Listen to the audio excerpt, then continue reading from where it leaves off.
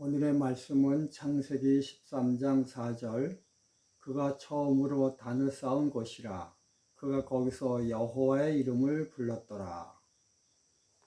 오늘 제목은 진리의 알문 점진적이다.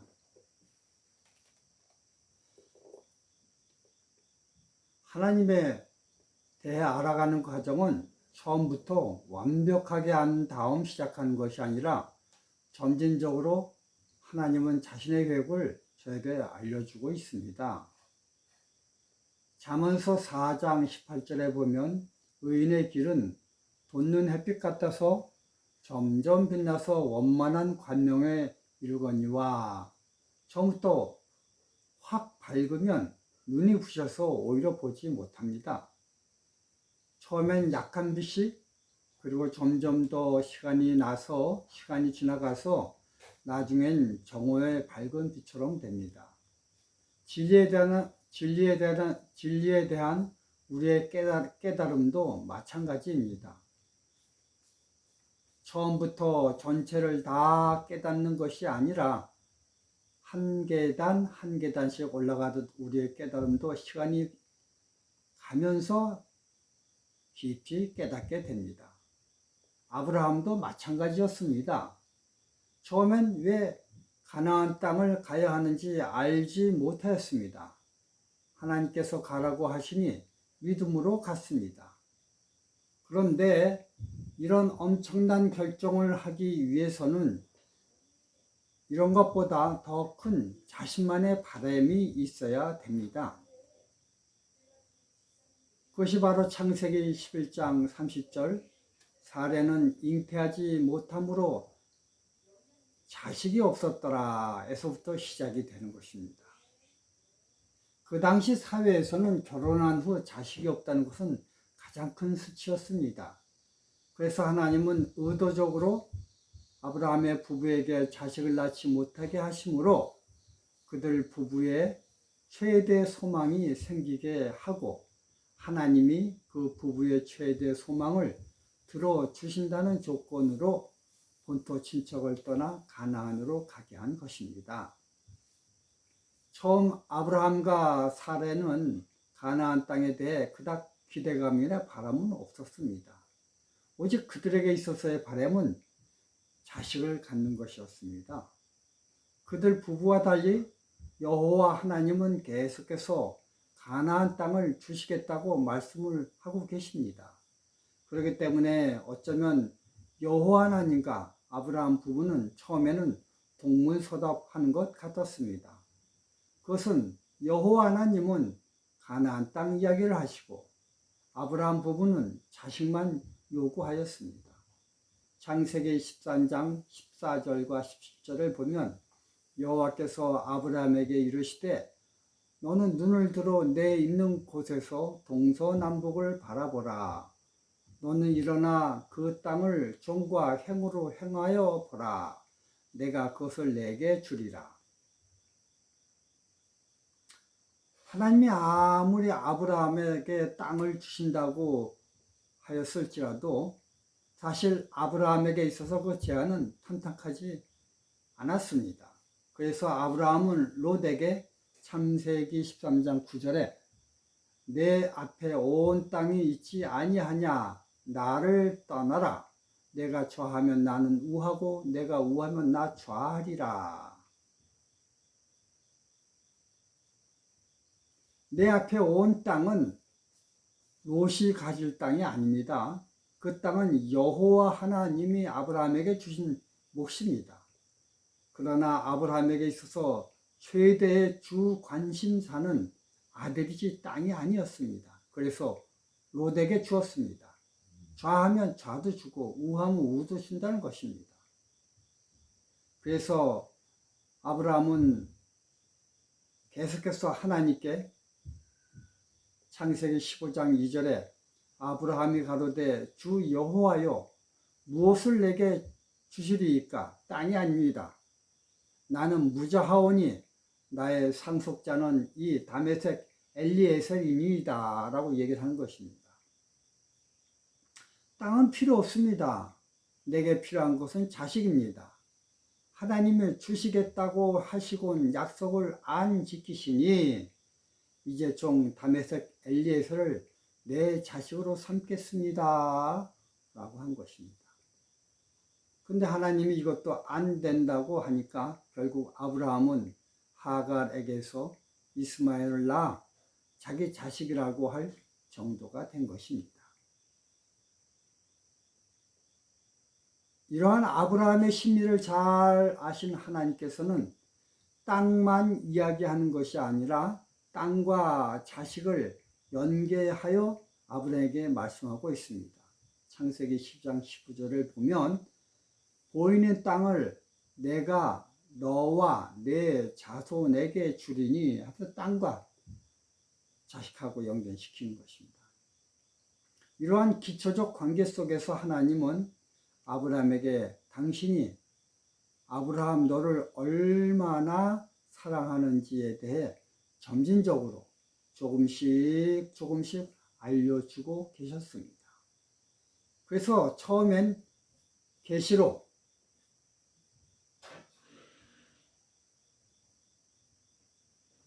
갈대아 우를 떠나라고 말씀만 하셨고, 두 번째는 창세기 12장 7절 단만 쌓고, 그 다음엔 창세기 10장 8절에는 단을 쌓고 플러스 여호와의 이름을 부르게 하셨습니다.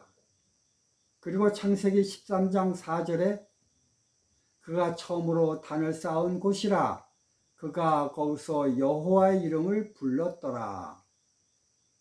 애굽에서 엄청난 마음고생을 하였지만 그런 음침한 골짜기 속에서 항상 자기를 붙들고 계시는 하나님을 만난 경험을 하면서 그 단과 여호와의 이름 속에 담겨진 애틋한 하나님의 사랑을 깨닫도록 해주셨습니다. 이런 경험 속에서 창세기 15장 17절과 10절과 17절을 보면요, 아브라함이 그 모든 것을 취하여 그 중간을 쪼개고 그 쪼갠 것을 마주 대하여 놓고 그 새는 쪼개지 아니하였으며 해가 져서 어두울 때 연기나는 풀무가 보이며 타는 횃불이 쪼갠 고기 사이로 지나더라. 이 말씀 속에서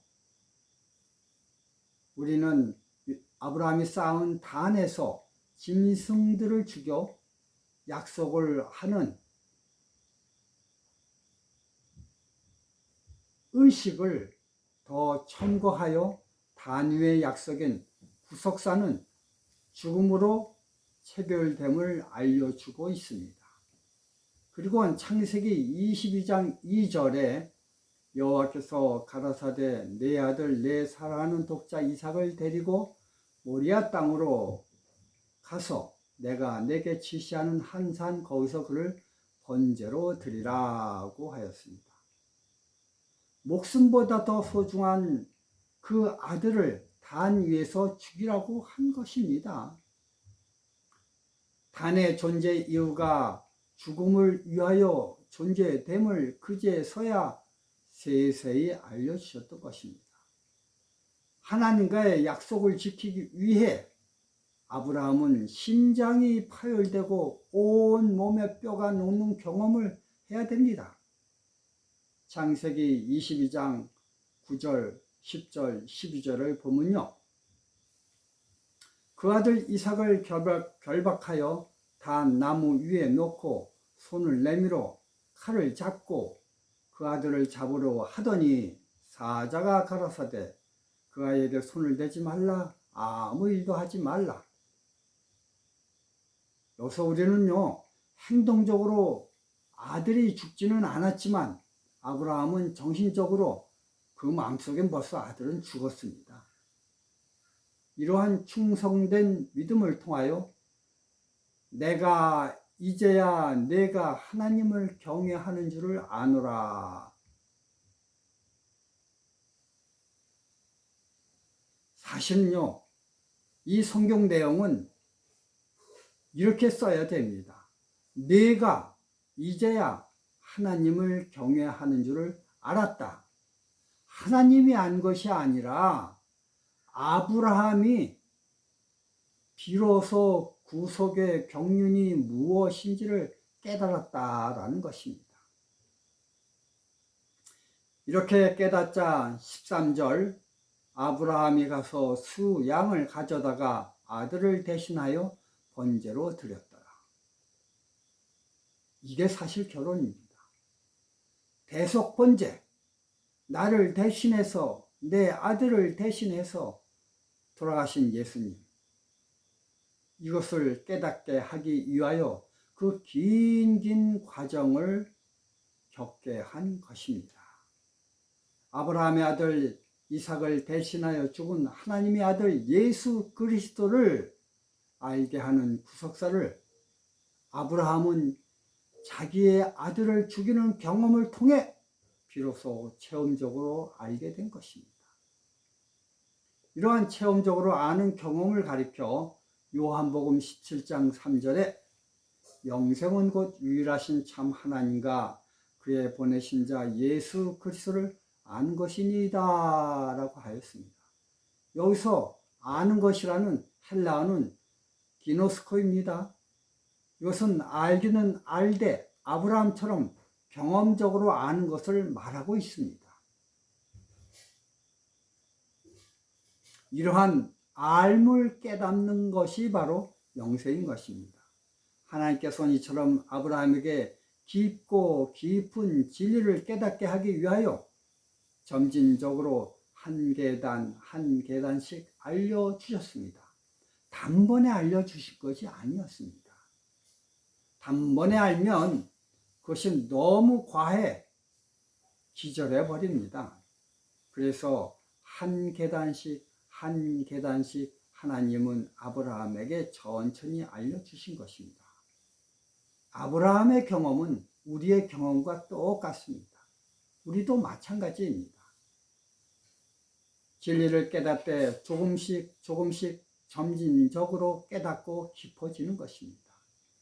그러다가 아브라함처럼 경험적으로 깊이 깨달을 때 비로소 천국에 들어가는 것입니다. 알면 영생입니다. 절대 선한 행동이, 착한 행동이 영생이 아닌 것입니다. 우리는 요한복음 17장 3절에 영생은 유일하신 참 하나님과 그의 보내신 자 예수 그리스도를 안다는 이 깊은 의미를 깨닫는 하루가 되시길 바라며 말씀을 마치겠습니다. 감사합니다.